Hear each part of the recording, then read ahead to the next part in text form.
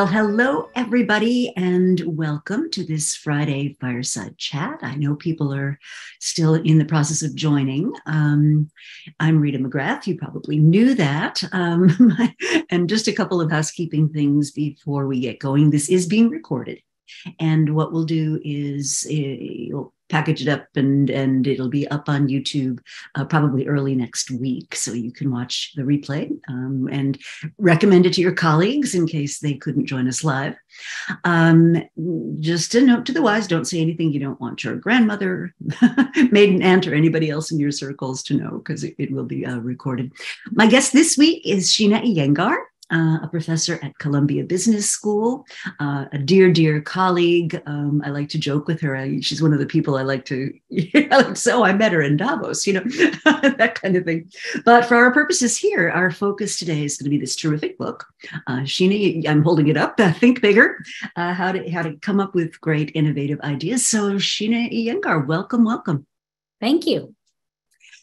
So I thought maybe for those that don't know you, most people signing in probably do, but maybe just give us a high level kind of how you got to this place and wrote this book. And by the way, this is a second book following on a blockbuster that Sheena wrote a few years ago about making choices and how we make choices. And this is a very natural follow-on to that.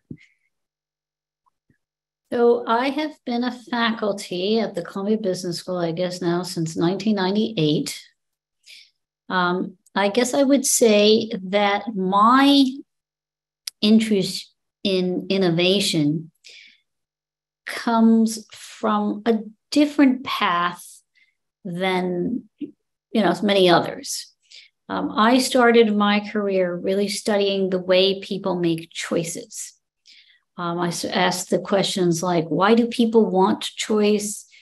What affects their choices? And how can they choose better? And when you use just the word choice or choose, we think in terms of going out, searching for options, finding the best option, sort of like a optimization exercise. And so my book came out in 2010 called The Art of Choosing. And it was all about that, like all the challenges we have in the sort of choice optimization exercise. But as people asked me the hard questions, they were saying things like, well, but a lot of these choices are fake, or a lot of these choices are indifferentiable, or a lot of these choices don't really solve my problem. How do we actually have real choices? And that's when I began to realize that actually we had a lot more to say about creative problem solving than we'd ever really put to paper.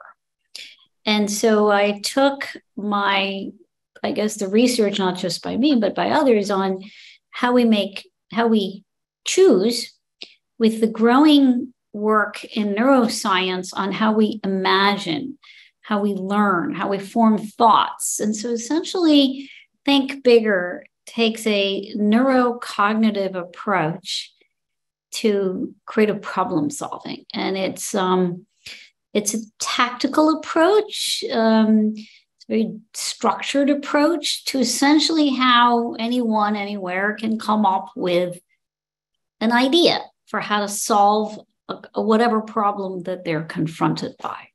So I don't know if that's getting too much in the weeds, but that essentially is what I do. In about 2012, I began to develop this method. By 2014, I began to teach it. And then in 2020, the head of Columbia University Press asked if I'd be willing, when the world shut down, to actually turn it into a book.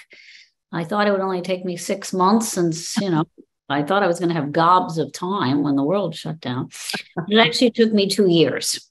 It takes a while. It takes a while to give birth to a book. Well, there you have it. I love that.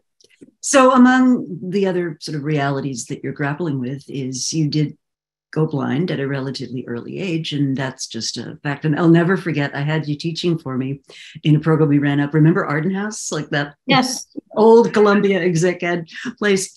And the students all said, what a fabulous instructor. She's really great, but she could have made more eye contact. And I'm looking at them, I'm going, and what's so fabulous about that to me is, first of all, I knew it wouldn't bother you. And secondly, how magnificently you do things in those settings, even with a disability that would have discouraged a lot of people. So I think it's just a testament to your general brilliance.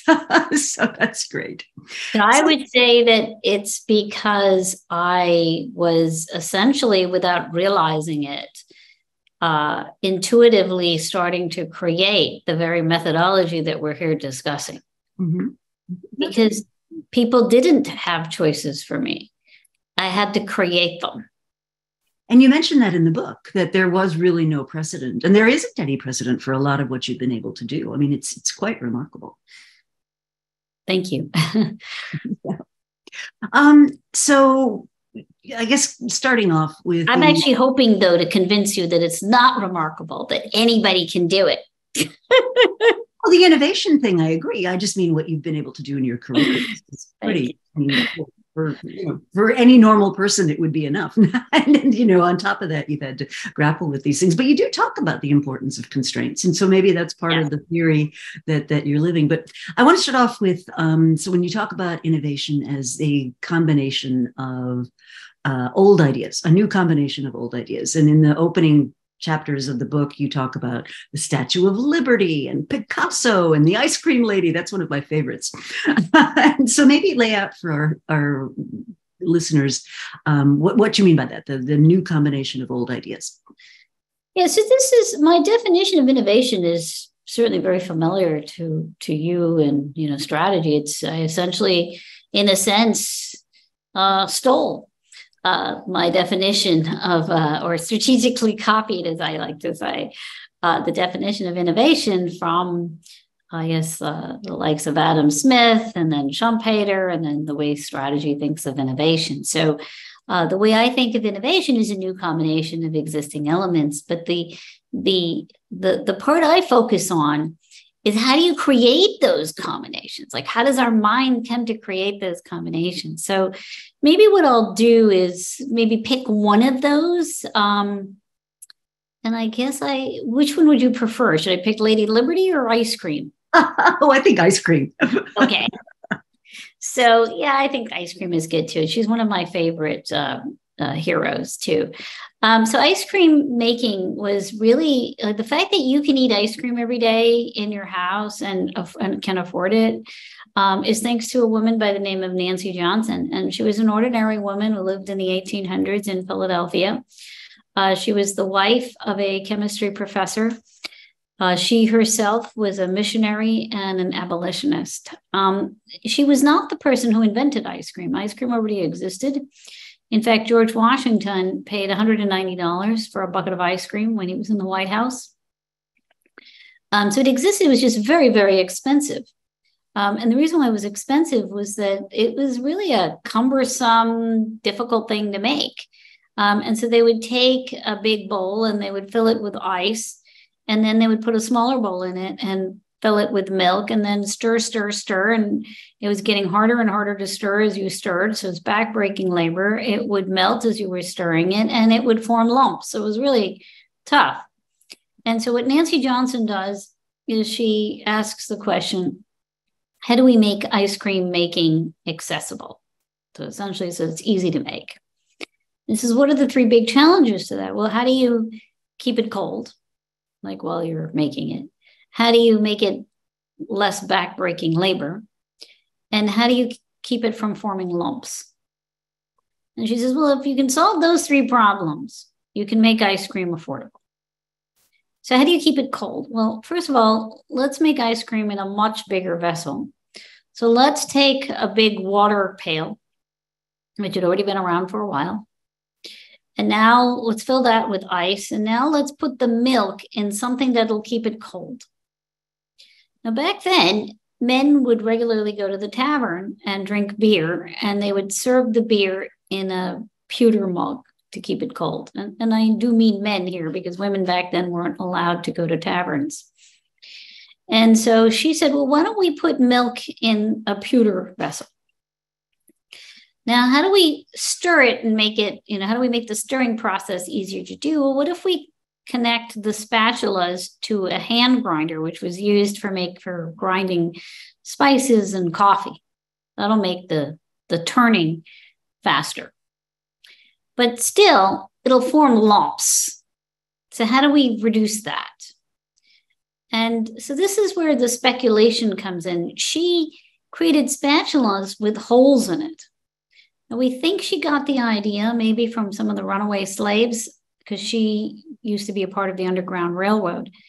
And the slaves that would have come from the sugar plantations, and they were often the ones who were more likely to run away because their life expectancy was lower. They would use these spatulas with holes in it when making molasses, when you're mixing hot water with sugar to prevent the formation of crystals. And so she used those spatulas with holes in it to mix milk with sugar. Now, if you put these pieces together, you have what the Library of Congress dubbed a disruptive technology in 1843. That's great. Well, then I want to come back to your work on choices, which is what I love about this book is, your best choice is only as good as your best option. And so what this book does is really talks about how do you generate higher quality options. And that story is interesting. So you talk about... I love the way you just put it. Your best idea is always going to be a function of the quality of the options you combine together. Absolutely. Yep. So I think that's great. So you talk about a 6-part process, which is really the roadmap through the book. And I thought maybe a brief comment on each one in turn. So the first one has to do with choosing a worthwhile problem. Yeah, I mean, as Einstein, he summed it up very well. If I had an hour to save the planet, I would spend 55 minutes thinking about the problem and 5 minutes thinking about the solution.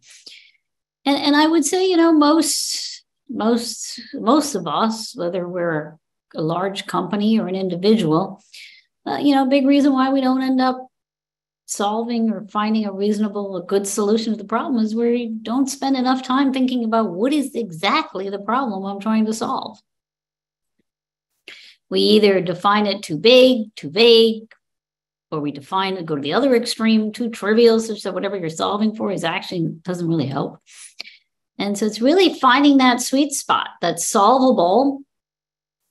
And yet, if you do solve it, you could potentially scale. So that's really so it's choosing that problem is key. I would say that the more time you spend on step 1, the better. I would agree with you. And I think that's a theme that's kind of been in my mind a lot this year. So if you think about like Bent Fluberg, who wrote this wonderful book, How Big Things Get Done. And he studies mega projects, and he has a similar conclusion, which is that we do too much fast, sloppy thinking and not enough slow, careful thinking in this early stage of defining what it is we're trying to do. And in my own work on innovation, I see the same thing.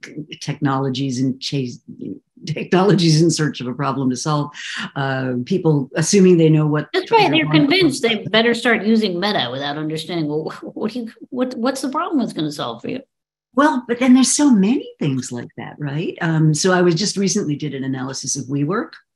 And if you look at WeWork, right, they didn't invent a new category of something. In fact, you could argue that what they basically did was take the Regis business model and spiff it up and add in free beer. And that was basically what they had. But they went into all these other ventures. We live, we want dormitories to live in, kombucha on tap. And we grow, we want to redefine education. And just things that you sort of look at it and you go, well, aside from sticking we in front of something that's sort of a problem space, I don't really see what the solutions are. So very interesting. So the next one is a little bit like what you just illustrated with the ice cream lady, which is you take this big hairy problem and you try to discover what the sub-problems are. So you call that breaking it down. Yeah, I call it breaking it down because, you can spend it's not supposed to be confused with analysis, right? So you have a lot of people that do an analysis, like SWOT or 5 forces, 4 Ps, MECE, lots of different ways of analyzing things. And all of that is well and good. Do those analyses, because the more analysis you do, if it's comprehensive, you'll be able to do a good breakdown. The breakdown is just saying, look, what are the 3 to 5 most important subparts of your problem that have to be solved for? Like there were probably lots of other things that, would have helped to make ice cream nice. But she pared it down to the three most important parts. If she solved for those, she could finally start making ice cream affordable. So that's what the breakdown is. And in line with the work on choice, you always want to highlight your breakdown to the most important priority. So not more than 5. If you have to focus on more than 5, then make your problem smaller. That's a good piece of advice. Number 3 is compare wants. Now, sometimes people would say, why are you asking people to figure out what they want when they haven't even done their homework? And that's because I want you to surface your emotions now. We think we're going to do a successful job of suppressing our biases and our emotions during the information gathering phase, and we know we're not capable of that. And no matter how much training I give you, you're not going to get any better at that. So I'm just going to have you surface your emotions even before we do the information gathering. And it's not a bad thing to have feelings and emotions. That's a wonderful thing. It can actually be a gift. And it does have an important role to play in creative problem solving. I just don't want it interfering in the information gathering part.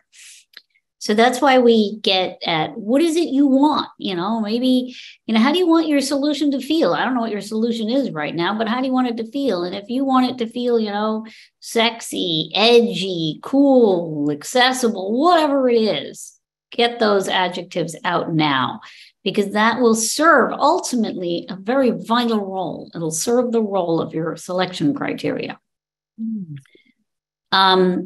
And so I'm answering the question that so many decision-making people have been essentially addressing for, I guess now 50 years, which is, can we get rid of our emotions? The answer is no, and you don't need to. There's a role they play. But I am going to segregate them.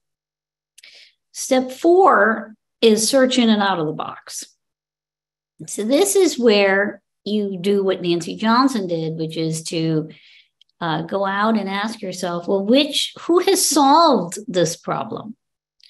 How do I make more of some stuff so it's, and keep it cold? Well, people drinking beer in the tavern solved this. And what did they use? They used pewter. So this is where I'm asking people, don't just look in your industry. In fact, if anything, I have you collect 5 different strategies for how each of your subproblem has been solved for. The first of which is in industry, and the rest of which have to come from totally other industries. Find solutions to analogous problems from other industries. Even better, from other points in history. Those are your options. So you have 5 options for each subproblem. Step 5 is what we call choice mapping. That's when you take the options that you've now found, and we've constrained it. It's 5 options for each subproblem. And so now you take one option per subproblem, you line them up in your head, and you use that to provoke your imagination.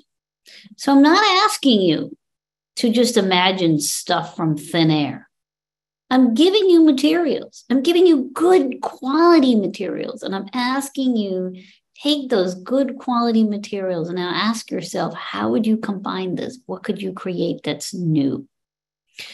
Preferably don't just ask yourself, also ask a bunch of other people and have them all do it independently. And you'll be surprised to learn that no 2 people see the same materials in the same way. And that's a good thing. We have different imaginations.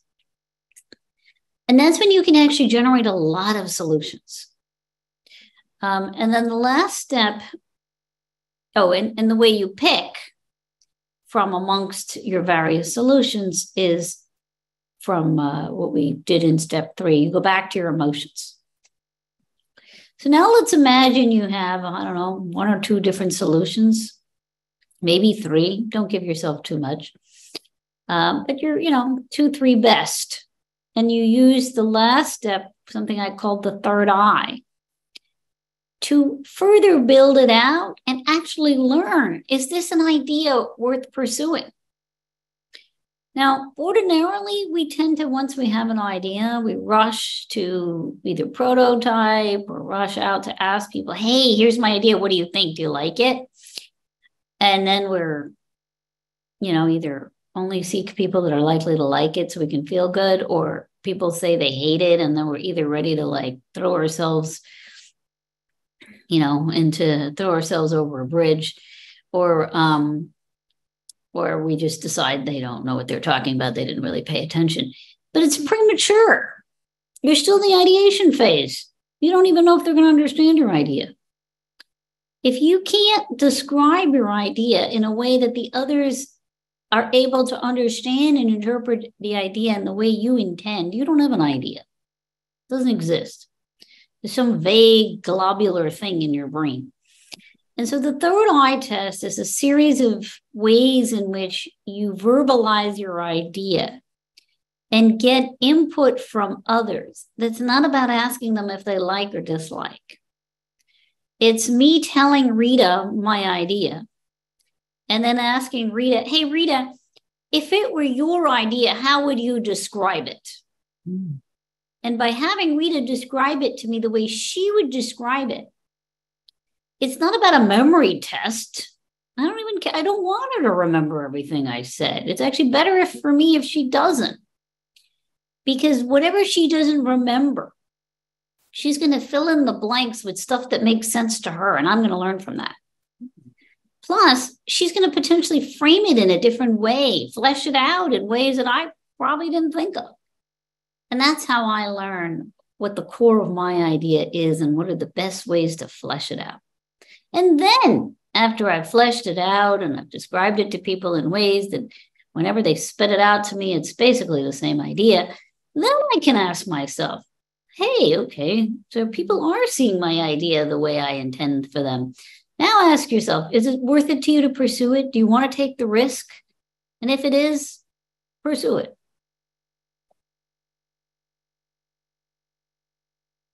Well, and you point out in the book that, there's lots of problems in the world. You have to really have a passion for the one that you want to spend time on. I mean, so it's a big enough problem and it's worth doing all this work around it. How passionate really are you? And you've got a passion detector in the book, which I thought was interesting. Oh, I do that in class. It is amazing. I will tell you that just having people present their idea over the course of 2 hours, if they have to present their idea 30 to 40 times, roughly 30% by the end of those 2 hours realize they're not that passionate. Look, learning that you're not as passionate in 2 hours is a great investment of time. Totally. Oh, totally. So how do the MBAs react to being told that they have to define their emotions? They're fine with it. I guess I've never had any, when you asked me that question, I'm trying to think whether I've ever had any pushback. I guess I don't phrase it in a way that's threatening. I just say, how would you want your solution to feel? And I tell them, look, it's okay to say you want people to describe it as edgy, sexy, that the ideator themselves is a cool person or the next Steve Jobs. People like that. Oh, I bet they do. Well, the reason I ask is because we have this public perception that the MBAs are like these walking calculators, and that they all want to, I guess less so than in the past, but that many of them have a very strong financial bent and that's what they want to do. And this seems sort of more human, right, than they're often given credit for. And I was just curious whether that showed up in any of your conversations. So one of the other things I really like in the book is you call into question some of our taken for granted ways that we generate new ideas. So I'll just pick on design thinking for a minute, because it's become so voguey. Everybody now talks about design thinking, blah blah blah. But you point out that brainstorming is actually not always it's actually not a great way to come up with high quality ideas, or to do this vital function of connecting and combining old ideas, that it can produce a lot of activity, but that it itself is not that effective. And I wonder if you wouldn't mind digging into that for a bit. Would you seriously have a brainstorming session if one was having a marital crisis, or if you were trying to figure out how to prevent the next destructive fire in Hawaii? or if your company, was about to go under, you would have a session where you would share knowledge and information and have an understanding of the problem, and then you'd go about it presumably in a more deliberative way, right? Brainstorming is great if you just need to quickly share information and a quick idea that's good enough.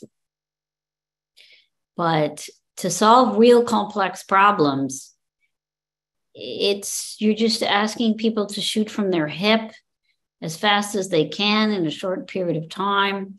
You're having people do it in a group, in a social gathering. It's a wonderful recipe for creating a great conversation, making people feel good, but it also creates groupthink. You're not going to get real quality or variety. Well, and I think groups tend to coalesce too early around the first plausible solution that they reach. So one of my previous... The goal of brainstorming is not to come up with quality, despite what they say. The goal is to feel good. Well, maybe that's why companies like IDEO have been so successful. People enjoy the experience. They do. It's a lot of fun. It is, but it has its place, right? But I was talking to Jeremy Utley, who was on a previous Fireside, and he's with Stanford, and he wrote this great book called Idea Flow, which I think shares some of the same underlying dynamics that you write about here. And one of the principles he talks about is, pushing people to continue to come up with possible solutions. And when they go back and look at them, what they find out is that solution often 7, 8, or 12 is actually an order of magnitude better than the first or second plausible solution that they come up with. But I think we're not training people to take the time to do that. We want to kind of get to the first thing that we think will work, and then we rush with it. That's absolutely true. And a very simple exercise I often do is just a warm up. 2 minutes, come up with as many different ways of using a toothpick. And they have their most number of ideas in that first round. Uh-huh. Really, really good. And I ask them, how many more ideas can you come up with? No more. I can't do it. Uh-huh. Another 2 minutes, they come up with A, more than they thought they could. Uh-huh. B, the quality is improving. Mm-hmm. Not as many quantity, by the way, as round one, but still more than they thought they could come up with. They do it at round 3. Now you see quantity is dropping, but quality is going way up. And that's a great way to remind people, look, persistence is key. Also, if I were to take the ideas generated in round 1, and I just do a simple NLP, and I look at the content of the ideas generated across a whole bunch of people, even if independently generated, the redundancy is extremely high. Interesting. So you're not actually breaking new ground there. No, you're coming up with what's easy to reach in your brain. You think the reason why it's so much fun. So, think of your brain as this, Excel spreadsheet or even library system, right? You're just collecting information bits from, the moment you're born till now, and every minute of the day. You're constantly, you and I are right now collecting information bits, right? So when I ask you a question like, Rita, give me an idea for blah, blah, blah, you're just going to go to the part of your brain where you've already stored information on that idea and just start, putting them down or spitting them out. And it feels really good because they're coming out fast and furious. You're feeling like you're in the zone, right? Mm-hmm. And it's only by round 2 and I push you and you're getting uncomfortable that you're like, oh, okay, well, how do I frame this problem? Oh, where else can I go? That's when you're going to start going to the other shelves of your mind to search for other ways to think about the problem. And then when I push you further, then you're going to start searching on the internet and say, oh, okay, well, who else has thought about this problem? Mm-hmm. And then you're going to, okay, well, this other industry, that's how they thought about it. Well, I could combine that with this other thing that I know. That's when you're going to get your best idea. Well, and that's so well documented, in the world of, you go all the way back to Danny Kahneman, right? Thinking fast and slow. And a point I often make is we're so addicted to fast thinking, and for good reasons, as you point out yourself, that there is such a thing as too much choice, and that it can be paralyzing. And and it takes energy, it takes effort, and it's hard. And so a lot of times people just avoid that. But if you really want a high quality outcome, it's worth putting in that slow thinking time. Yep, I agree. So you talked about something I had completely forgotten about, the story of Trotter and the Trotter Matrix. So you knew about Trotter. I had been introduced to his idea years ago by, I think it was Bill Duggan, one of our colleagues at Columbia, who was talking about it. But I think Trotter's own story is quite interesting. It really is. Yeah, he's a wonderful man, by the way. If you ever want to bring him in on your podcast, he's wonderful. Great. So maybe share his story a little bit. So I learned about him by accident, first in a book. And then I discovered also Bill Duggan knew him. And I guess he assumed he was dead. And I guess I assumed he was dead too, because I figured he's seen a book, he must be dead. And then I happened to be talking to the CFO of Major League Baseball. And it was African-American, and he happened to know Lloyd Trotter. And then I discovered he was alive. And then I got to know Lloyd. So Lloyd Trotter was the first African-American hired by GE back in the early 1970s. And he started off as a floor engineer. And he then became over time, he becomes the head of various manufacturing plants in GE. And what he observed, and this is, when most employees weren't traveling, it's just the manager that's traveling. What he observed as he would travel to different plants is that different plants were doing better and worse at different things. And in an effort to keep track of it, he creates a kind of matrix, which later becomes called the Trotter Matrix.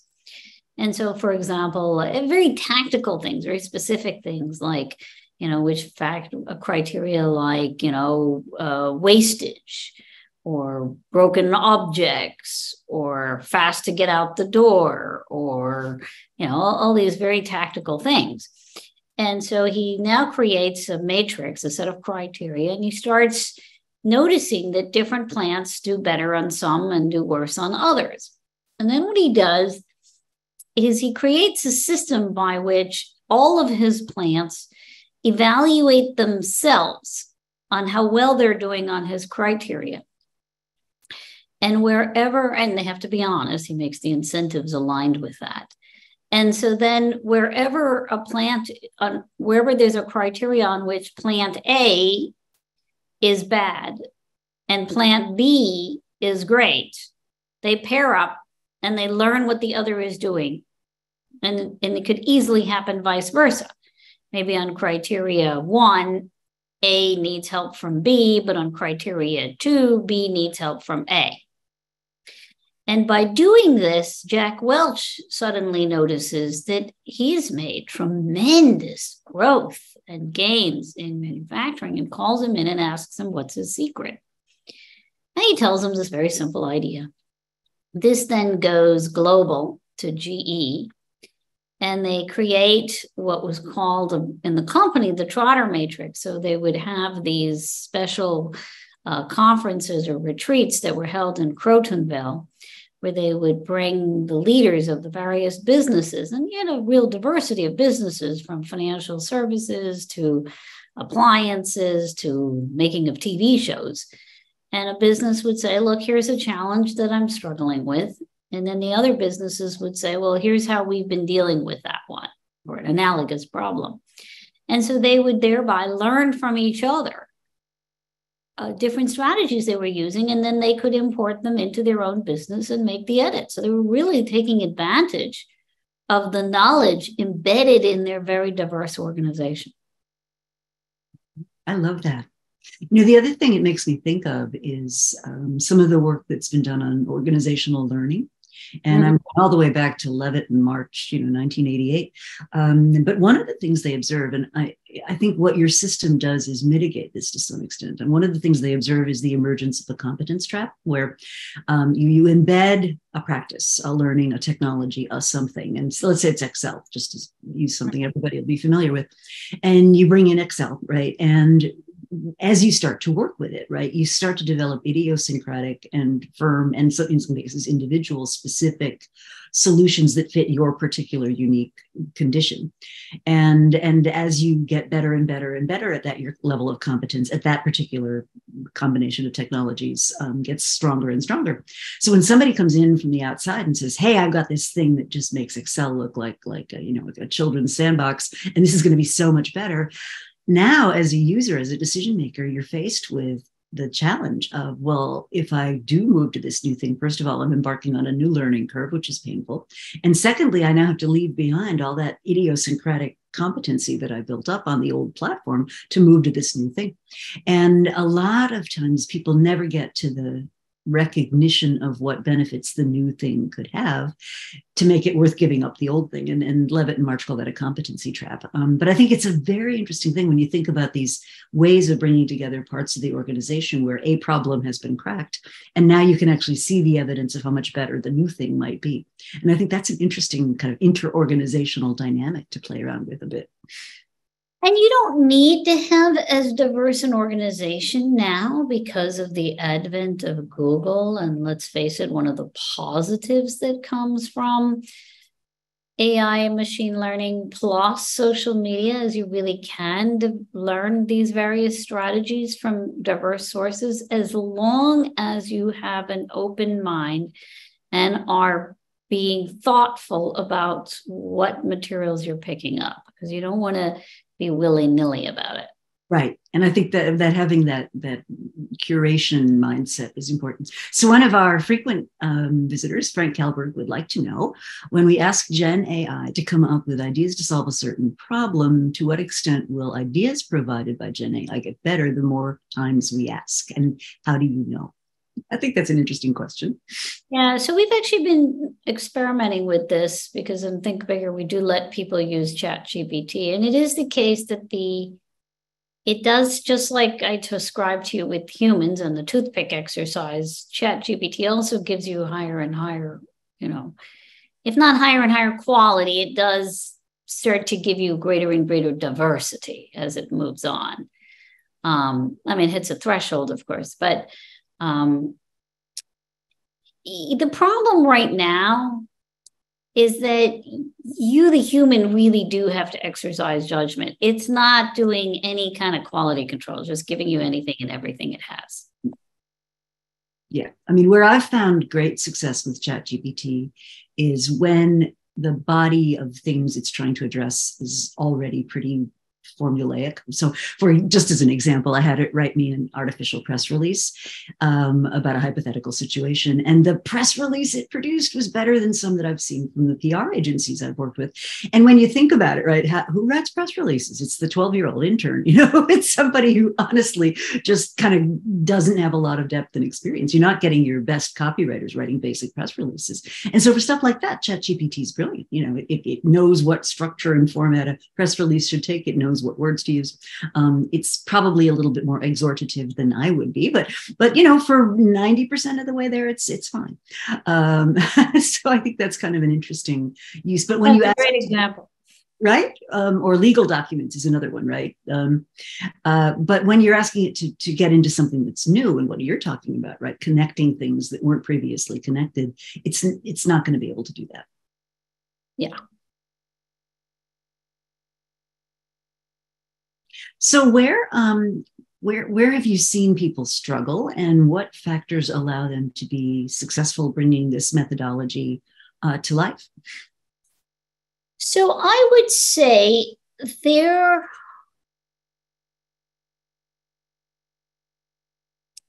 are 2 or 3 really big struggles. So the combining part is actually the easy part.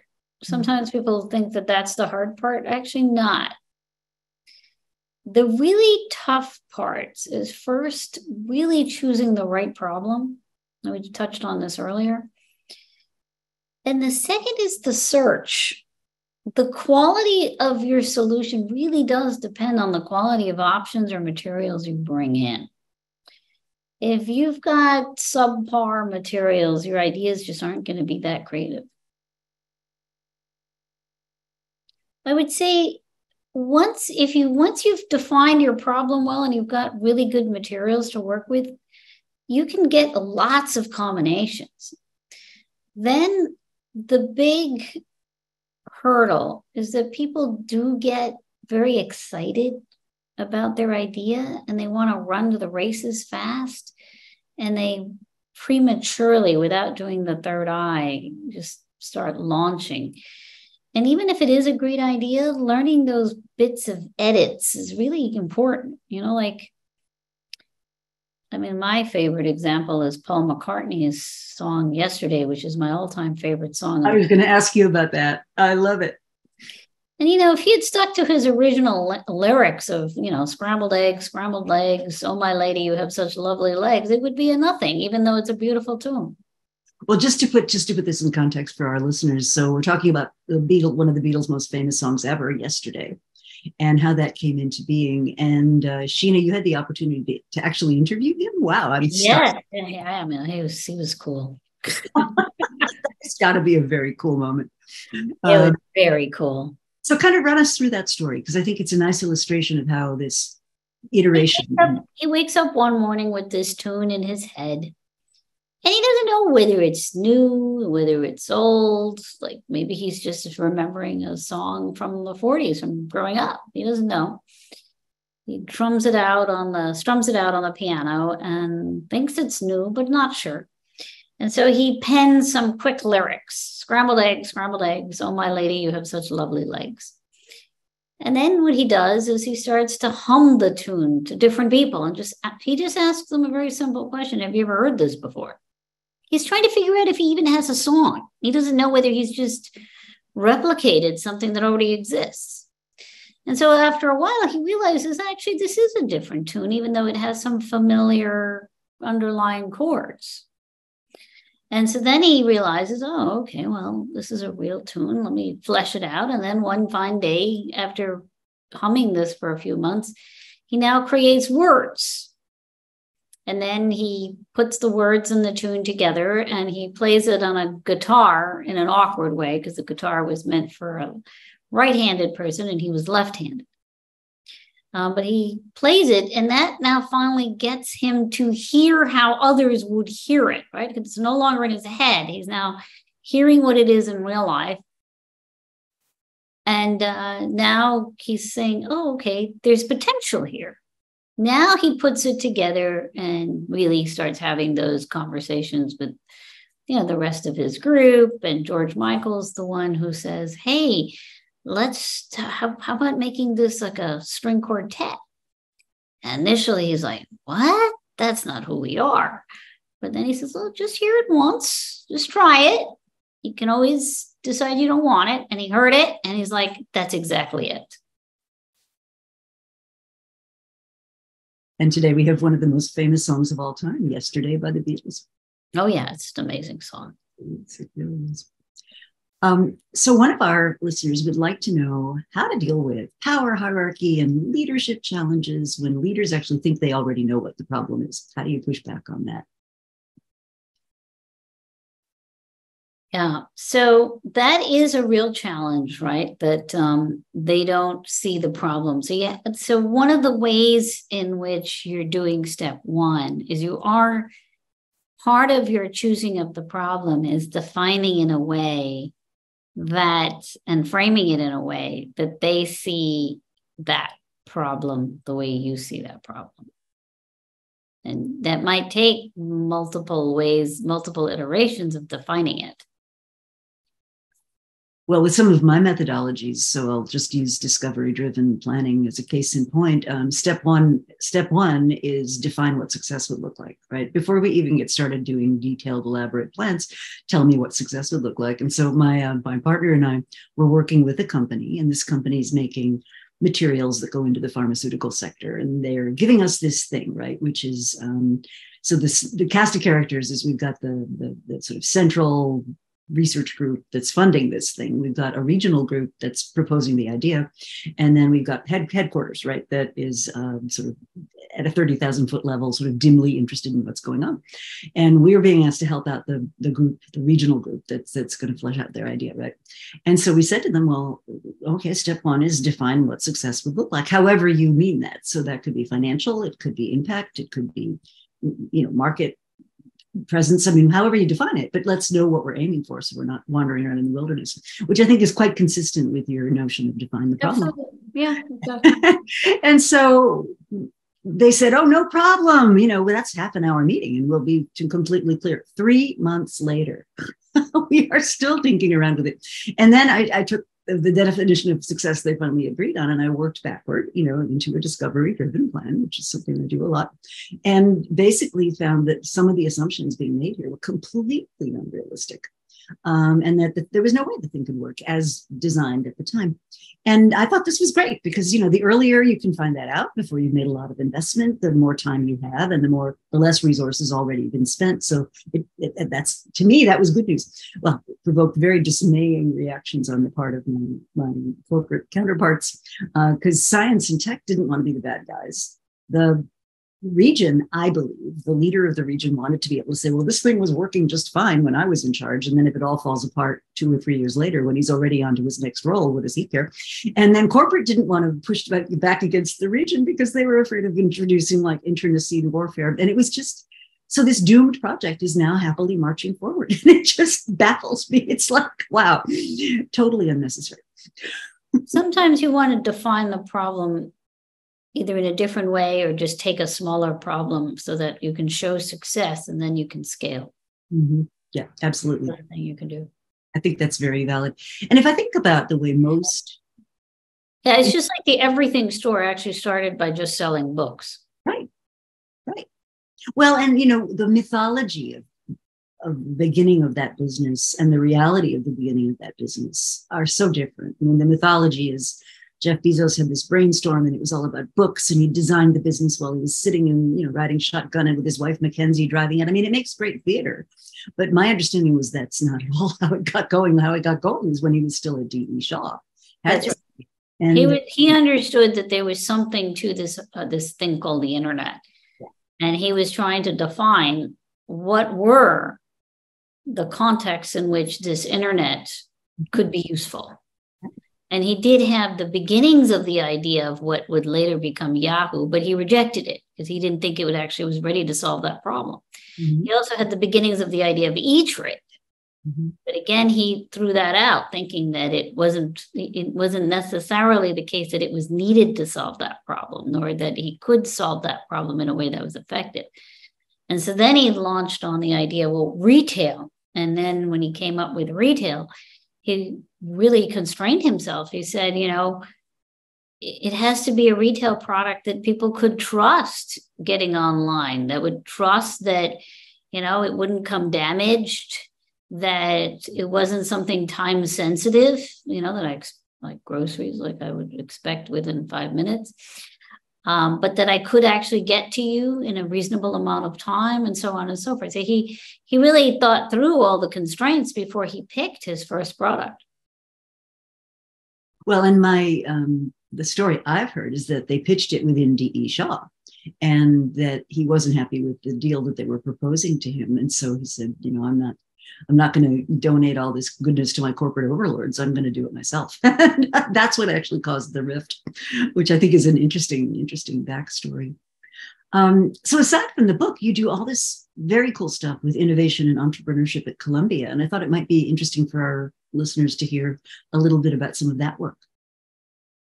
I am serving as the academic director of the what we call the Innovation Hub at Columbia Business School. And the Innovation Hub is serving the role of a new kind of think tank. So essentially, I'm doing 2 things that are, I hope, going to have an impact. We just started it last year after COVID. So the first is, think of it as a kind of mini Davos, but much more targeted and focused. So it's what we call the Think Bigger Innovation Summit, that's hosted once a year, where the attendees are all corporate board directors and C-suite executives. It does bring people from different industries. That's actually the goal. And what we do is we take challenges confronting the various industries and bring in examples of ways in which different companies have been solving it. And so the idea is that by the end of the day, not only are you learning from talking to other peers from other industries and other companies, but you're also learning from throughout the day different examples of how different problems are being solved amongst various companies. So it's actually it was very fun. We had our first one on May 11th, and our next one is going to be on May 2nd. We've already just started to send out the invitations to get speakers. Last year, or this past few months, it was a lot of fun. We had really good speakers, and our keynote at the end of the day was the guy who was the manager of the James Webb Telescope project, and the stories he had to tell was really cool. Oh, fun. That's really fun. I was able to go for the morning, and it was really interesting. Oh, yeah. So you were there for the guy who gave the cognitive enhancements cap. That was fascinating. Yeah. It was cool. Yeah. The lady using AI to change the way we, figure out where we're going to get better agriculture, worse agriculture. Anyway, so the other thing we're doing is what I'm calling innovation workouts. I hate the word working group, and I hate the word roundtables. Okay. And so this is a workout. So we're going to have, we're taking on challenges, and actually you might be interested in some of these. We've picked 3 for the next few months. And so for each of these, we're pulling together a group of about 12 to 15 people to come together, not just to give insights on the problem, but who can actually help create and implement the solution. So how do we go from science, like technology, and transfer it from a university setting to actually putting it into the marketplace? That process is actually right now laborious and actually hurts our innovation ecosystem. So that's one workout. Another workout is, given all the hybrid work, it's affecting our real estate market. It's affecting our retail market in New York City. Can we bring people together to try to come up with a solution to that? And then our third is, we have not changed the way we create shareholder statements in over 70 years. And given all the changes that have happened in technology, is it time to reevaluate the way we create a metric for measuring human capital in shareholder statements? Oh, I love that. Who you should talk to is Peter Capelli at Wharton, because he's done a ton of work on how the way that we account for labor is actually inimical to making the best use of that labor. And he's got some really well thought out sort of notions about how that should be changed. So he'd be somebody. Okay, good suggestion. Thank you. You're welcome. So we're coming up on the end of this just flew by. So how do people learn more? What would you encourage them to do? Obviously, buy the book. Here it is. I'm doing my best moment. Please buy the book. I have a workbook that's about to be released sometime in the next few months. That'll be a companion for any individual or company that wants people to put it to use. I mean, my intention here is to not have it be just a passive exercise to learn about Think Bigger. I want people to actually be using it. To your earlier question, I do think that one way in which you can change the mindset around people's sort of inertia is start with the lower ends of the totem pole and teach one by one our employees, our future leaders, how to think innovatively. If you change their habits, those habits become second nature by the time they are higher up in an organizational leadership. That's great. One other thing I would put in is that both Sheena and I teach in our Columbia executive education programs. So those are on a whole variety of topics around growth, around change, around teams, around choosing, around thinking bigger. So if any of you are in the market for a little kind of career upskilling, definitely check out our websites and pages where you'll find programs featuring both of us. Do you recommend, do you have a website that you want people to go to? Yes, please. I do have a website. You can also follow me on LinkedIn. Great. Well, Sheena Iyengar, it has been an absolute pleasure. And thank you so much for the book, and thank you so much for the hub. And I'm looking forward to seeing you on campus in the fall.